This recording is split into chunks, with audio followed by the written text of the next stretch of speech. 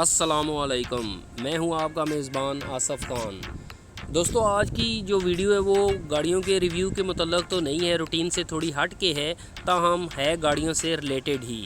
پاکستان میں جو بجٹ آیا ہے اس کو لے کے کافی چرچے ہو رہے ہیں کہ گاڑیاں پاکستان میں بہت سستی ہونے جا رہی ہیں اور کون سی گاڑیاں سستی ہو رہی ہیں۔ آج انہی افواہوں پر، انہی باتوں پر کتنی صداقت ہے اور کیا ہونے جا رہا ہے، اور بجٹ میں ان گاڑیوں کو لے کر کیا بات ہوئی اور کون سا حکومت کی طرف سے ریلیف دیا گیا ہے ان گاڑیوں کو لے کر، جو کہ نئے سال کی آٹو پالیسی ہے۔ کیا واقعی اس میں گاڑیاں سستی ہونے جا رہی ہیں یا حکومت نے اس پر کیا ریلیف دیا ہے؟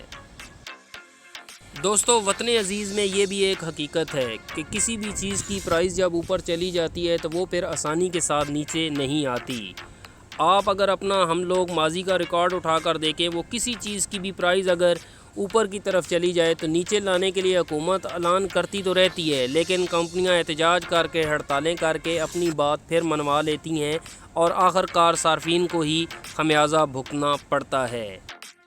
دوستو، اس بجٹ میں حکومت نے کن گاڑیوں پر ریلیف دیا ہے اور اصولی طور پر کن گاڑیوں کو سستا ہونا چاہیے، ان کے متعلق آپ سے چند باتیں شیئر کروں گا۔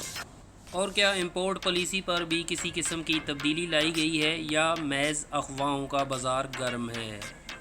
تو دوستو، حکومت کی طرف سے 850 سی سی کی گاڑیوں پر ریلیف دیا گیا ہے، جو کہ ہیش کیٹیگری کی گاڑیاں ہیں۔ جیسا کہ پاکستان میں اس وقت آپ دیکھ سکتے ہیں، آلٹو ہو یا میران ہو، اسی طرح آپ براوو لے سکتے ہیں، پرنس لے سکتے ہیں، اس طرح کی گاڑیوں پر ہی آپ کو ریلیف ملے گا۔ بجٹ میں جی ایس ٹی پر ان میں نرمی لائی گئی ہے اور جو فیڈرل ڈیوٹی ہے اس کو بھی 17% سے کم کر کے حکومت نے 12% کر دیا گیا ہے۔ اگر ان چیزوں کو، ان اعداد و شمار کو دیکھا جائے تو دوستو، ان ہیش پیک کی کیٹیگریز کی گاڑیاں جو کہ 850 سی سی کے انڈر آتی ہیں، ان میں واضح کمی ہونی چاہیے اور عوام تک بھی اس ریلیف کو پہنچنا چاہیے۔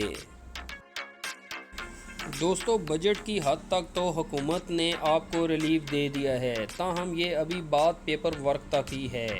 حقیقت میں عوام کو اس کے ثمرات کب ملیں گے، یہ تو آپ کو 2-4 دن میں ہی پتہ چل جائے گا۔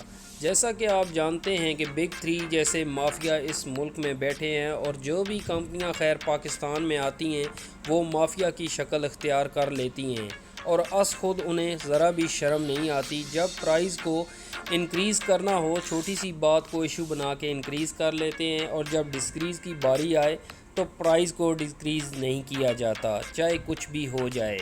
تو خیر، دیکھتے ہیں آنے والے 2-4 دنوں میں کیا فیصلے ہوتے ہیں۔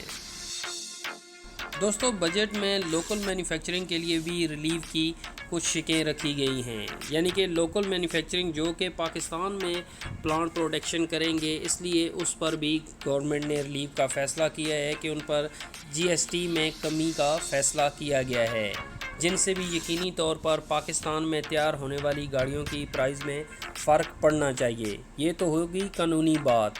دوسری بات، آپ خود ہی جانتے ہیں کہ یہ کمپنیاں خود کریں گی یا نہیں، اس کا فیصلہ بھی 2-4 دن میں ہی ہوگا۔ باقی دوستو، امپورٹ گاڑیوں کو لے کر جو بھی افواہیں گرم ہیں وہ ساری کی ساری جھوٹ پر مبنی ہیں۔ امپورٹ پالیسی میں کسی قسم کی کوئی تبدیلی نہیں کی گئی، کیونکہ آپ جانتے ہیں اس وقت پاکستان میں کافی انویسٹر آ رہے ہیں اور باہر کی کمپنیز پاکستان میں اپنی گاڑیاں متعارف کروا رہی ہیں۔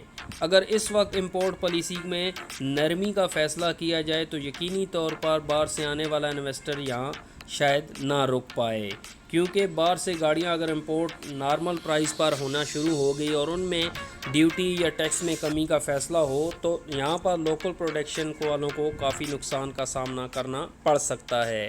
اس لیے اس میں کوئی تبدیلی نہیں لائی گئی اور یہ تمام باتیں جھوٹ پر مبنی ہیں کہ امپورٹ پالیسی نرم کر دی گئی ہے۔ تاہم دوستو، آپ کی کیا رائے ہے؟ گاڑیوں کا سفر نیچے کی طرف آئے گا یا کہ ان کا سفر اوپر ہی کی طرف جاری رہے گا؟ اپنی رائے سے کامنٹ سیکشن میں ہمیں ضرور آگاہ کریں۔